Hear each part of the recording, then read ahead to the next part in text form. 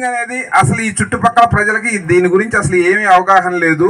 ఇది మైనింగా, ఈ భూములు కొట్టేసే పథకమా ఏందనేది తెలియదు. 20 సంవత్సరాల నుంచి మైనింగ్ కోసం వస్తానే ఉండరు, కానీ ఎవ్వరూ క్వారీ దోవల. ఇప్పుడు ఏదో పెద్ద కంపెనీ వచ్చినదంటుండ్రు, ఇది కూడా మైనింగ్ కాదు. మైనింగ్ వెనకాల భూములు కొట్టేసే వ్యవహారం కూడా ఉండొచ్చు అనేది మా అభిప్రాయం. ఖచ్చితంగా ఇదే.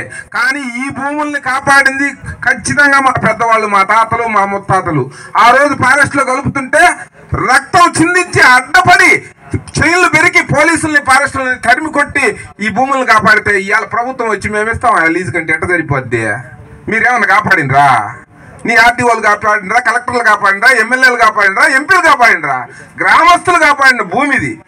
ఇదే పక్క పంచాయతీలో ఊరి గవిట్లో వేసిన ఫారెస్ట్ వాళ్ళు పెట్టండి. ఫారెస్ట్లో మాకు రోడ్డు 2 కిలోమీటర్ల రోడ్డు ఉంటే డోలు పెట్టిండ్రు, ఎత్తకపోయి ఫారెస్ట్ ఆఫీసులో పెట్టిండ్రు. మరి మీరు ఎట్టిస్తారా మేము కాపాడుకున్న భూములకు లీజులు? ఏ లెక్కనిస్తారు? ఈరోజు వందల వేల సంవత్సరాల నుంచి గొర్రెలు, మేకలు, బర్రెలు, మనుషులు, వన్యప్రాణులు లేవంటుండ్రు. ఎన్ని వన్యప్రాణులు ఉండవు ఇప్పుడు చూపిస్తా మీరు పాండి కొండపైకి. లేవని ఎట్టిస్తారు సర్టిఫికేట్? ఎన్ని ఉండవు ఈ వన్యప్రాణులు చూద్దరు పాండి. దుప్పులు, జింకలు, కోళ్ళు మొత్తం వన్యప్రాణులు కాదా? మరి వన్యప్రాణులు లేని కాడ రోడ్డు ఎప్పుడు ఉన్నాయి? 70 ఏళ్ళ నుంచి ఉండే రోడ్డుకు పర్మిషన్ లేకపోతే ఇక్కడ అన్ని ఉండే కాడ ఎట్టిస్తారా?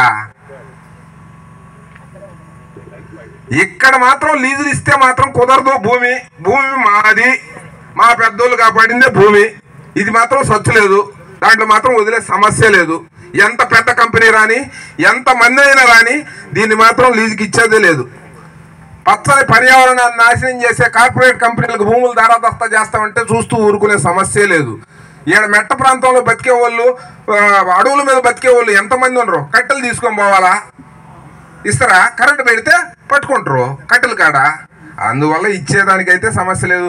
అందరం 7 గ్రామాల ప్రజలు మూకుమ్మడిగా దీని మీద మేము మాత్రం రాజీ లేని సమస్యగా చెప్తున్నాం. మేము మాత్రం ఇచ్చే సమస్య లేదు లీజులకు భూములు. ఒకవేళ వాళ్ళు దౌర్జన్యంగా పెట్టినా మేమైతే ఒప్పుకోము, అడ్డకిచ్చేదానికి సిద్ధంగా ఉన్నాం.